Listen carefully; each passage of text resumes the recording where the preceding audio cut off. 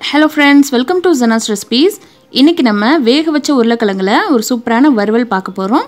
இது பாத்தீங்கன்னு சொன்னா வேக வைக்கும்போது என்ன பண்ணனும்னா ரொம்ப ஓவர் குக் பண்ண கூடாதுங்க. ஒரு 75% வெந்ததுக்கு அப்புறம் ஆஃப் பண்ணிக்கோங்க. முதல்ல அடுப்புல ஒரு கடாய் வச்சுக்கோங்க. ஆயில் சேர்த்துட்டு சோம்பையும் கடுகு உளுந்தையும் சேர்த்து நல்லா பொரிய விட்டுருங்க. கடுகு நல்லா வெடிச்சதுக்கு அப்புறமா ஒரு பெரிய வெங்காயத்தை நீல வாக்குல நறுக்கி வச்சிட்டு கூடவே கொஞ்சம் கறிவேப்பிலையும் சேர்த்து வதக்குங்க. வெங்காயத்தை நல்லா வதக்கிக்கலாம். சில பேருக்கு பாத்தீங்கன்னா உருளைக்கிழங்கு ஃப்ரை ரொம்ப பிடிக்கும்.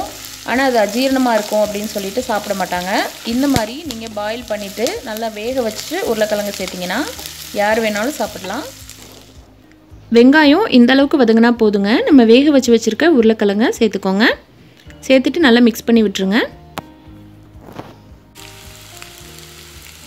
இப்போ உருளைக்கிழங்குக்கு நம்ம மசாலா சேர்த்துக்கலாம். மிளகாய் தூள், மஞ்சள் தூள், கொஞ்சமா மிளகு ஜீரகத்தூள் எல்லாத்தையும் சேர்த்துக்கோங்க. கொஞ்சமா salt ஆட் பண்ணிக்கோங்க. மிளகு ஜீரகத்தூள் சேர்க்கிறதுனால நல்ல கறி வறுவல் பண்ற மாதிரி நல்ல வாசனையா இருக்கு. ரொம்ப ஃப்ளேவரா இருக்கு. நீங்க நம்பவே மாட்டீங்க. அந்த அளவுக்கு டேஸ்டா இருக்கு. அதுக்கு அப்புறமா பூண்டு ஒரு 5 பல் பூண்டு தட்டி போட்டுருங்க. வாவ் பாருங்க ரொம்ப அருமையான உருளைக்கிழங்கு மசாலா ரெடி பண்ணியாச்சு. இதே போல நீங்களும் செஞ்சு பாருங்க. கண்டிப்பா இந்த டேஸ்ட் பிடிக்கும். பெரியவங்க வரைக்கும் யார் வேணாலும் சாப்பிடலாம் பயப்படாம. இத அஜீரணத்தை போக்குறதுக்கு நம்ம நிறைய பொருள் சேர்த்திருக்கோம். ஓகே फ्रेंड्स, இந்த வீடியோ பிடிச்சிருந்தா லைக் பண்ணி ஷேர் பண்ணுங்க. மறக்காம Subscribe பண்ணுங்க. Thank you. Thanks for watching.